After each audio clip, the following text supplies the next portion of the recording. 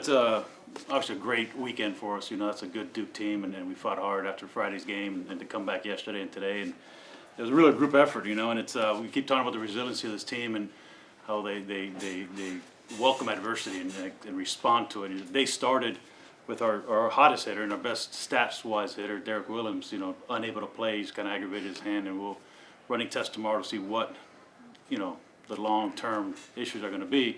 But that's just bad news coming into the day, and knowing they had a left-hander on the mound, and they had a bullpen full of left-handers. He's been our hottest right-handed bat. So the guys responded great, man, and guys picked him up and had big days. So right from the start, Tate, the 2-run home run, and it's fun to watch a freshman grow up right before our eyes. Really easily the game could have gone sideways quickly there, and he settled in the second, third, and fourth inning.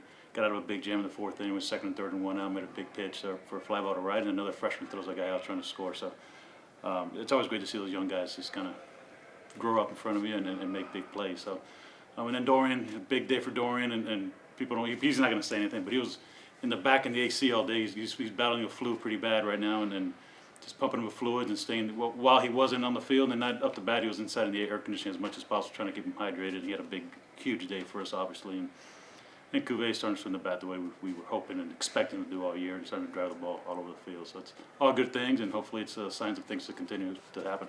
Going back to Tate, just what he's been able to give you in these two starts all season, and if you could speak on AJ as well, these two guys just stepping into the rotation and what they're kind of giving you and your confidence in these two guys.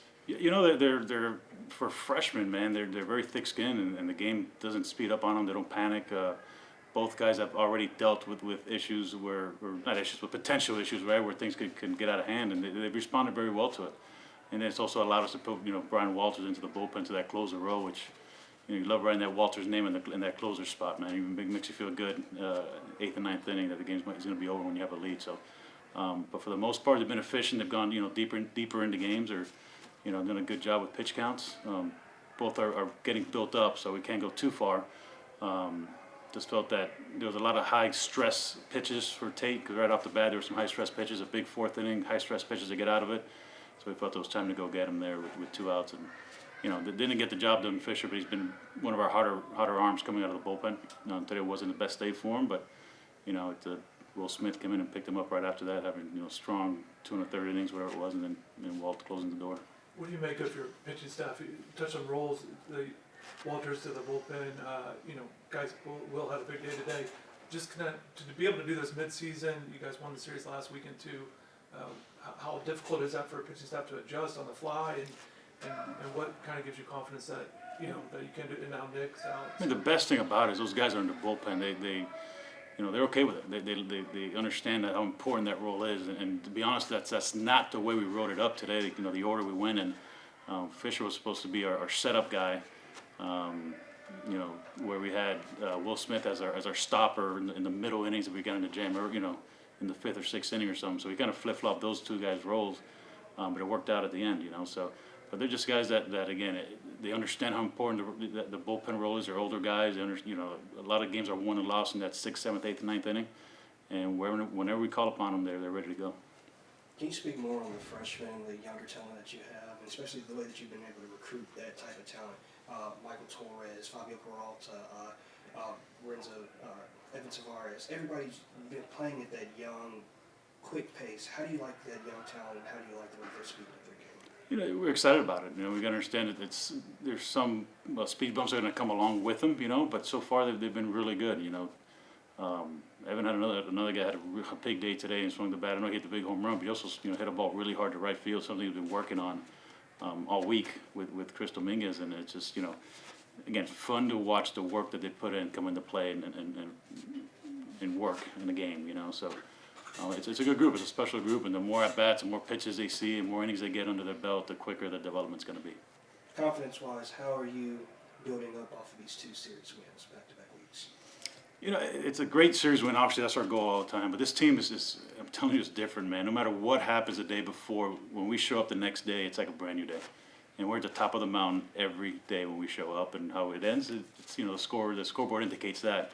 But there's no hangover, there's no carryover from one day to the next. And it's something we've been preaching about, being present. Learn from the past. You can't stick there too long. Learn from the past, move on, and be present. Don't look ahead. And this team has done a great job of doing that. And that's part of being resilient. You know, it's every day's a new day, and every day's 0-0. And yesterday's hits don't help you win today. So, and it's a special team. What are you seeing from Cuvée? He said he's starting to come, obviously it's on this good stretch, 5 game, whatever it is. What are you starting to see that's a little bit different, that he's getting results? Like He's hitting pitches that he should hit. You know, for a long time they was missing and just falling some of those good pitches to hit and just falling them off. And maybe trying to do too much, maybe getting a little too big, whatever it might be. But he's starting to connect with those pitches. So we need that guy to get hot. You're at the midway point of the ACC schedule. I know you said the team's doing a good job of resilience. What do you kind of make of your first half and kind of with just where you guys are at right now with everything moving forward into the second half? Well, I mean, we played a very tough schedule early and on the road. So a few of those series on the road were tough, except for a handful of games that we got, kicked around pretty good. We were in a lot of those games.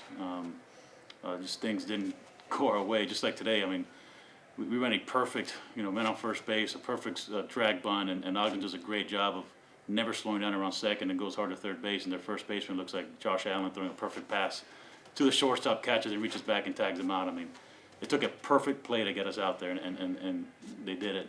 In the next half inning, the first guy hits a check swing, perfect bunt. The next guy, right-hander, cues the ball off his bat that ends up being almost like a left-handed slider that Ogden overruns because the ball's not supposed to do that. There's so many things have kind of gone against us, man, but we've had some big innings because of it early in the season. We've done a good job of kind of settling in and getting out of it and minimizing damage. And with just going back to Derek, did it happen on that at bat that he came out at going into it, or is he? Yeah, I mean that's when that's when it I guess aggravated it. It's something he's been dealing with a little bit for a while, but he was hot, so he didn't want to talk about it too much.